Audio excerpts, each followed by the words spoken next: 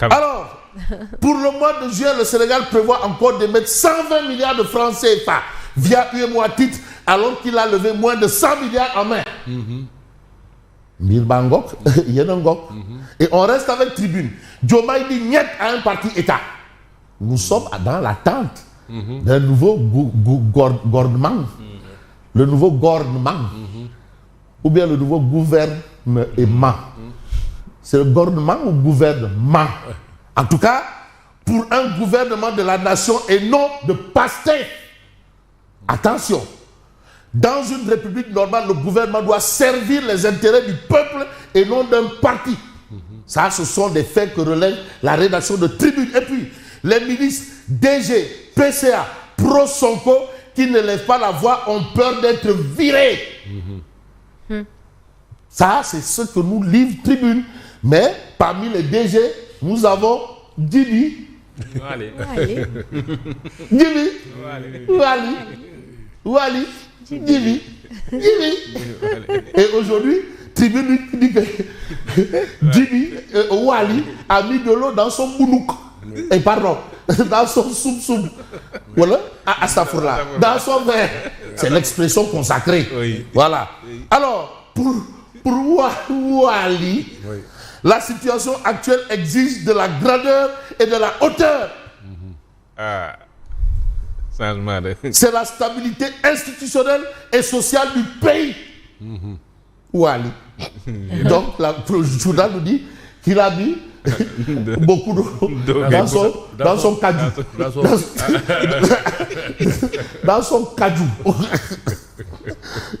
Bon, on tropicalise l'expression. Hein? Oui. On reste avec Tribune. Convocation des députés Cheikh Bara Ndiaye et Guy Marius Sagna. Le groupe parlementaire de Pastef exige le strict respect des procédures. Anaté. Oui. Il y a eu le cas Farba. Anaté. Waouh. Le cas Farba. Ada le cas Farba.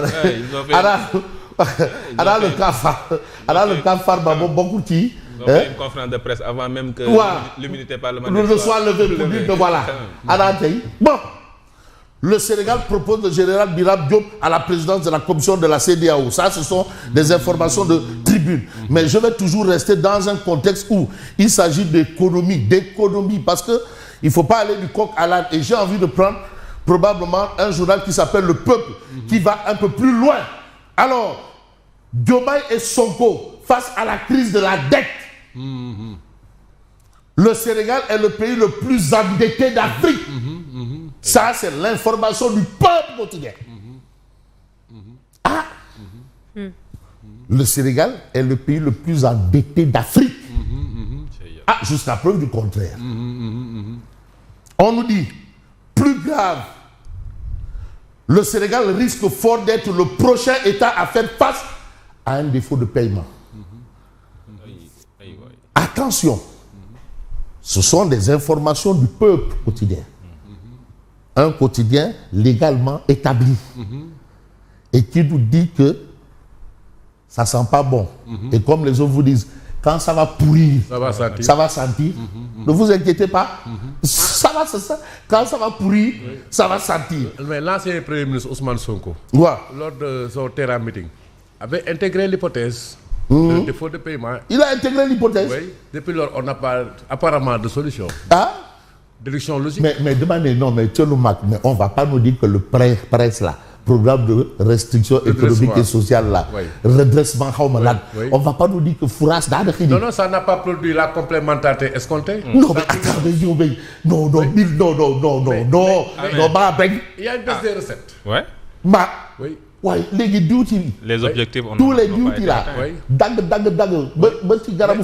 mais ça a été contre-productif. Trop d'impôts tue l'impôt.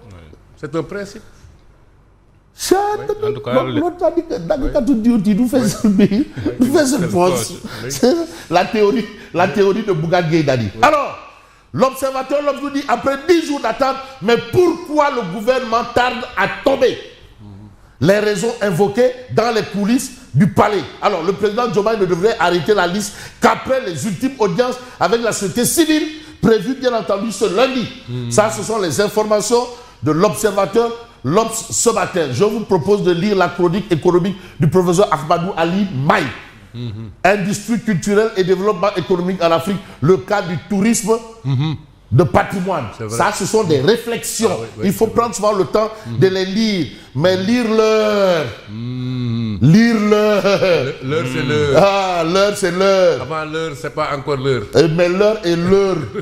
Parce que si tu lis l'heure, tu confonds l'heure et l'heure. L'heure et l'heure. L'heure ou l'heure.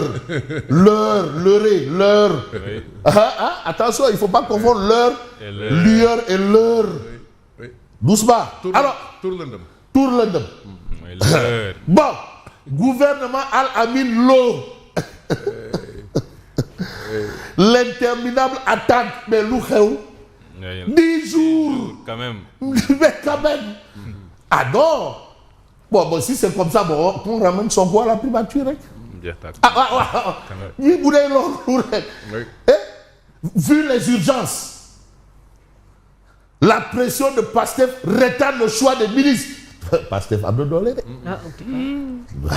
Attention. Mais c'est normal. Wiri, Diari, Pastef. Oui, c'est normal. Aïe.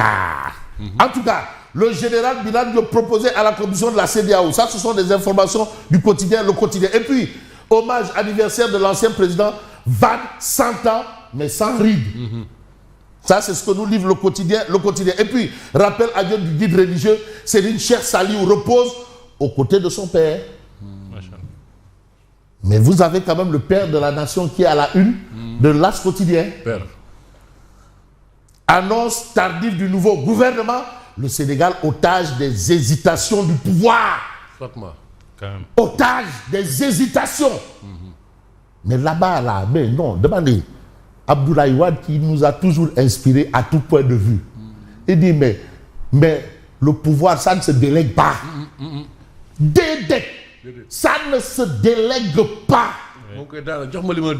Mais Abdoulaye, non, Gorgui, Maître Mbaye Jacques Diop, président du CRAES, Abdoulaye Wade jékki-jékki rek jox ma sama yëf.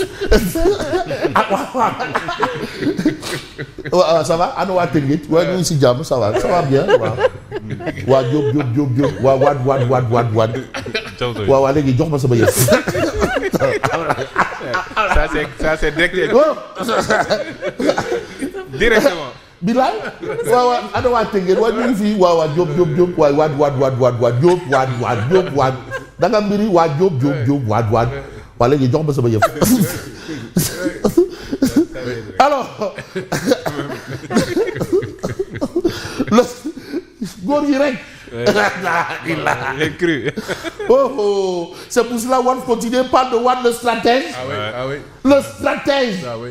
Non. Xam nga Pape bi dafa ñoom rek. Oui. Quand il invite les gens de Idrissa Seck là au palais. Il dit li nga wax Idrissa Seck waxu la ko. Xam yoroo sax numéro am. Waaw waxu la ko. Bon d'accord, on aurait pris Odia. Malheureusement il est 59 hein. Bon.